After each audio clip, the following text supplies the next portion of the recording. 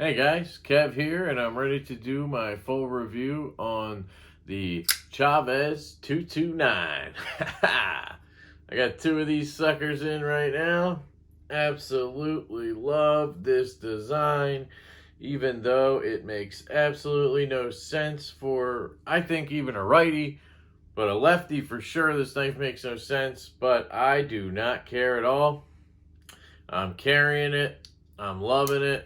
So, just is what it is. Now, I do want to start off by saying I've had this guy here for about a month now, I think. This is the G10 version with the titanium frame lock. It's got the M390 satin blade here. You can see it's in M390. You have your Chaves logo here. And again, you have a G10 scale on this side, so it's a little bit more lightweight. And then you kind of have a stonewashed clip right here. It's pretty cool. And then this guy right here, I got in just a few days ago. This is the Blackout Edition from Thanh Nguyen. I think these were a limited run of maybe 50 or so. Also, you can see the Chaves logo and M390. Other than that, this knife is completely blacked out. Clip, liners, frame lock, studs, everything except for the edge. And this one's a bit heavier because of the titanium, and I think it's me, but the D10 feels a little tiny bit stiffer, but I think it's just the finger placement and the smooth titanium for some reason on this side makes it harder for me to grip to do a Spidey flick, you see? It's just a little bit tougher for me to get out, whereas on this one, thumb flick, very easy, and then the Spidey flick, I can get my finger right and get it out a little bit easier. With all that said, the knife licker, aka the knife whisperer, aka Joe, aka Jason, he has been up my crack trying to get a Chaves. And that's been going on since he first saw this guy. So he was first in line for whichever Chaves I decided to move on from because I'm not made of money. I actually literally just bought a MacBook Pro the other day to help with video editing a little bit. My iPhone storage is a whole mess. Obviously, I didn't know I'd have a channel when I bought this phone, and you can't upgrade storage on an iPhone. Please do not leave comments about Android. I'm an iPhone guy, but I made a bad decision when I bought the phone. I should have just got the higher storage. But anyway, I bought a laptop, and, I need to probably fund that a little bit. So I decided to sell one of these. I really like the satin blade, I think, better. And I think I like the action better on this one. I like the lightweight feel of this one a little better. But the G10 does have a bit, it feels a little bit sharper in the pocket. And this is just a limited run, kind of limited edition knife here. So I just had to hang on to the Blackout. So the knife licker is the proud new owner of this here Chaves. And to go along with it, I figured it made sense to pass along this Hanks That Rock Hank, because it matches perfectly with the skull clip. So I'm going to send this to Joe, hopefully today, so he can get it as soon as possible, because he is stoked about getting himself a Chaves. So I'm going to put this one aside and the Hank aside, and I'm going to do the review with the Blackout here, since this is my only Chaves now. Aesthetically, so let's start there. Aesthetically, the Chaves 229 is absolutely gorgeous, in my opinion. I need to stop saying that. I always say in my opinion because I'm afraid to offend people. But you know what? Screw it. This looks awesome. I freaking love this design. The Tanto, just the skull clip, all of it. Now the Blackout, just absolutely love Chaves knives. Love his designs. I've said this before, but I'm not the kind of guy who has skulls. You know, I don't have tattoos. I don't carry a chain wallet. I don't have a motorcycle. I don't wear leather jackets. I'm not a douche. I'm just kidding. Totally kidding. I'm just messing with Kyle, DTOM Knives and Gear, because he is a bit of a skull guy. And man, he's my brother. I'll tell you what. I saw his 1,500 sub giveaway video yesterday, which, by the way, if you have not checked out Kyle from DTOM Knives and Gear, please go check that. I mean, pause this, shut this video off, go subscribe to DTOM Knives and Gear. The man is awesome. He's just a huge teddy bear. He's a brother. I love the man. And I've never met him in person, but we're brothers through and through. And he kind of shouted me out in his giveaway because it's just the kind of guy he is. And I'm just joking around about the skulls and everything, but he's actually the reason why I picked up a Chaves. So I always thought they were cool, and especially when the Ultramar, I think it was the 228 that came out last year, a couple years ago, that had like the inlays on the handle here. Like you could get micarta or carbon fiber or whatever, and you could get a drop point or a tanto similar to this. I think the blade length may have been a little shorter, perhaps.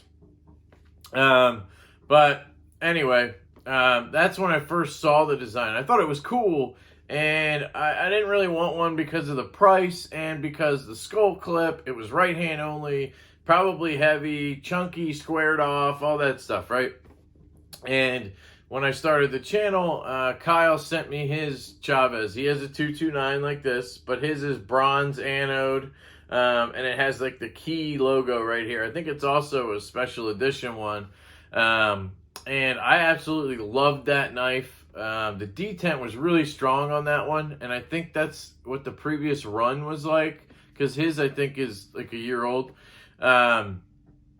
But I still absolutely adored the knife, and it made me want one. So that's when I went and hunted down that satin one with the G10 handle, because it just popped up on Knife Swap.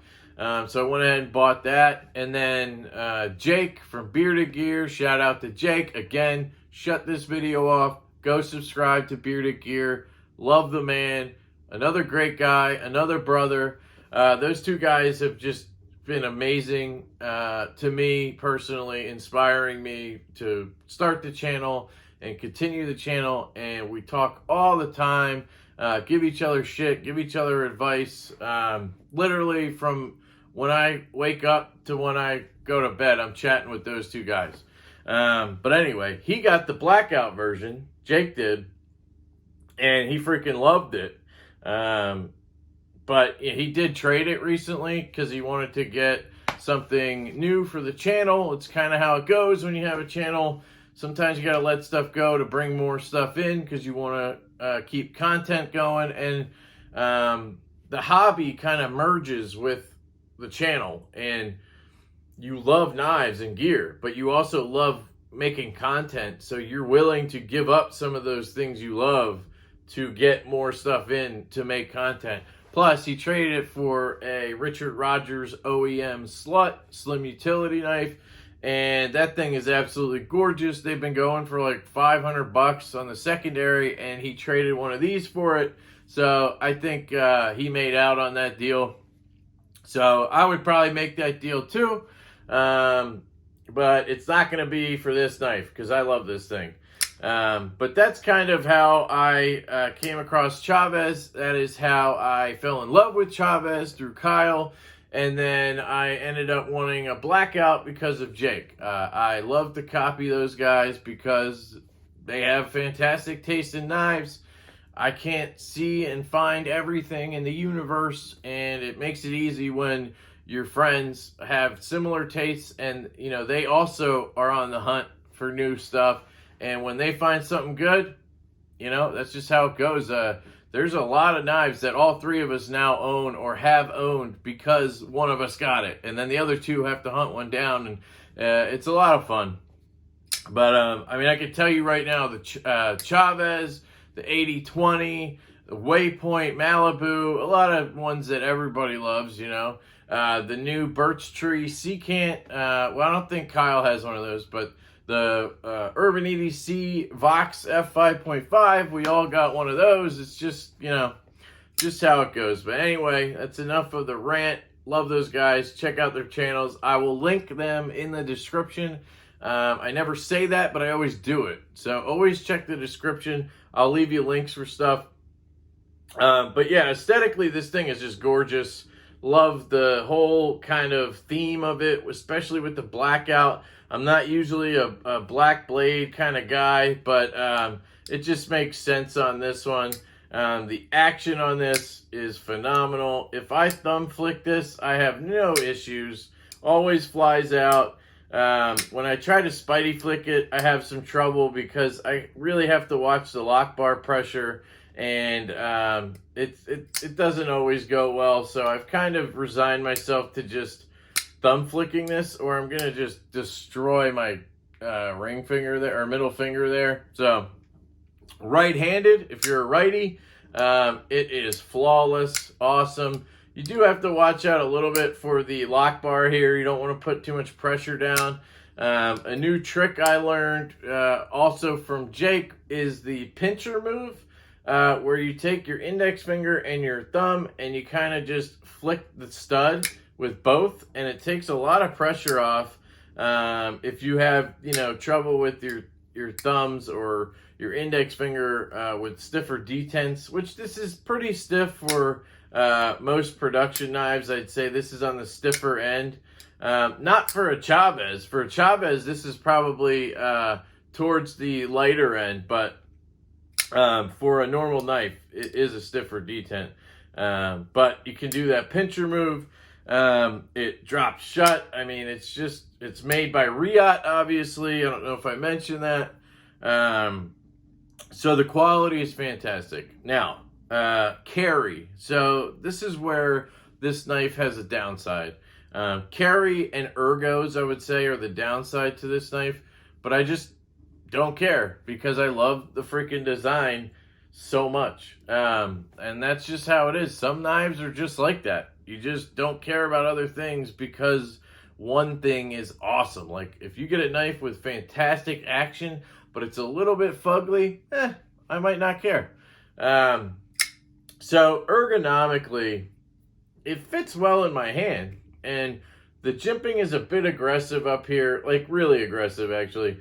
But it's okay. I can live with that. I can live with the way it grips. The clip isn't that much of a hot spot, but this back corner here really digs into my palm a bit. I would not want to do any kind of heavy use with this knife, and I don't think it's, I mean, it is built to do that, but I don't know if it's meant to do that in terms of, this is kind of like a collector's knife. I don't see a construction worker going, ooh, I really need a Chaves because I want to beat the crap out of it. You could, and it would take it for sure. This thing's a tank. But I don't see that. I think most people buying a Chaves are buying a Chaves because they think it's cool and they want to have one in the collection, right? So ergos are okay at best. I wish this was a full choil. It almost is. It just would have been sweet if they extended it a little bit.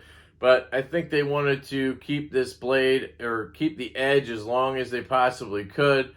And back to carry, it is a brick in your pocket, especially the full titanium one. The G10 one is a little bit lighter, so it carries a little bit better. But the corners on the G10 one are a little bit pointier and a little bit more aggressive. So in and out of pocket, it's more of a pain. This one slides in and out better.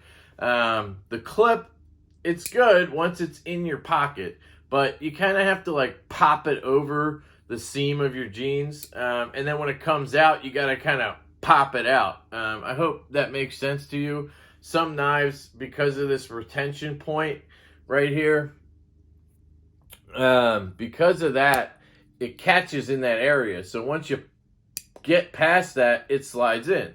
And then once you pull it out, you get most of the way out until your jean catches here, and then you have to pop it out. But it works. It's not the best carry ever. I always carry this in my back left pocket. It just is more comfortable there. I have nothing else in that pocket, because if you put this in a front pocket and you try to reach past it, whether you're right-handed, going this way, or you're left-handed going this way, you're getting torn up by something. Thumb studs, the corner here, the jimping here, this sharp corner. It's just a jimping right here. It's just a hot mess in a front pocket. So beware of that. If you don't care, you don't care. But the back pocket is the way to go for this one, for me personally. Yeah, so that's the carry. I went over aesthetics. I went over ergos. Let's talk about the blade a little bit, right? This blade is just so cool. The Tanto, I love a Tanto these days. I'm obsessed with them. Love having a secondary tip, because you can just drop that into a package, slice it open, and you don't have to worry at all about cutting into whatever's in the package. And you have a really fine tip up here as well. I should say fine, but it's fairly robust. It is kind of dainty, actually, all the way up at the top. I don't know how well you're going to be able to see that, but it could be stronger, I think, but it's okay. The spine up here is really nice. It has this swedge going on. You might be able to see it better on the satin one. Let's see. So you can see the swedge going along up here, which is really cool. And that goes down into this compound grind. So you have this flat. Okay, so let's start over. You have the swedge, you have this flat. Then you go into a very, very nice hollow grind for back here. And then a really good flat grind up here. And this hollow grind is just amazing. It slices through paper like butter, cardboard like butter. That is the only thing. Those are the only things I've tested on. I think packaging tape one time. I put this one through that. This one only cut paper. So, yeah, it comes down to a really thin edge. You would not expect that, being that this is such a burly knife and the blade stock is so thick. But it just slices very well. And yeah, it's a really good blade. So that's about it. I mean, overall, this is just such a cool knife. Recommendation wise, so let's finish up with recommendations and value. Okay, so value, this was, I think, $300 new. Right now, this blackout edition is going for like $380, $400. I mean, I've seen it for $450. I wouldn't pay that. I think I paid $380 for this one. There was more to that deal because there's another knife I bought earlier, and it's a whole thing. So it probably would have been like $350, but I tacked a little on for something else. And to me, this knife is absolutely worth that. With just this awesome limited edition, it just makes sense. I don't mind spending an extra $50 to get a cool version. This one right here goes for about $300. I think they were around $280 new. Also completely worth it in my opinion if you're into Chaves. So that's the caveat here to the recommendation. If you like the skull clip, if you like this design, if you like Tantos, if you like the look of a Chaves 229, yes, 100% can recommend this knife. I can recommend it to a lefty, and I can recommend it to a righty for sure. Now, if this is a knife you're not sure about, or you're kind of lukewarm on the design, but you kind of want to check it out, I don't know if it's worth the money. I would still go for it because I think you'll get it in hand and you'll fall in love with it. But there could be a whole other set of people out there that don't. And then lastly, I just want to say, if you're looking at this knife as a lefty, and you're not sure and you're actually worried about how it functions left-handed, if that means a lot to you and you can't overlook that because of a cool design, do not buy this knife. This knife is not ideal for a lefty. Honestly, it's not even ideal for a righty. And depending on the batch and the run you get, the detent could be a lot stiffer. So I just want to mention all of that. It makes it hard to help you guys with a decision. But basically, if this thing stands out to you and you go, oh man, I wish I had that, get it. If it's like, it's kind of cool, but not my style, don't get it. I know that's kind of common sense, but I got to give you a recommendation, right? So that is the Chaves 229 Blackout Edition and G10 Satin Edition. This one's going off to the Knife Licker. Wish it well. And this one will stay in the collection for the foreseeable future until somebody offers me something cool for it and I trade it. But I'm just kidding. I hope to hang on to this guy for a while. So that's it, guys. Thank you for watching. I appreciate all the support. I hope you have a fantastic day, and I will catch you later.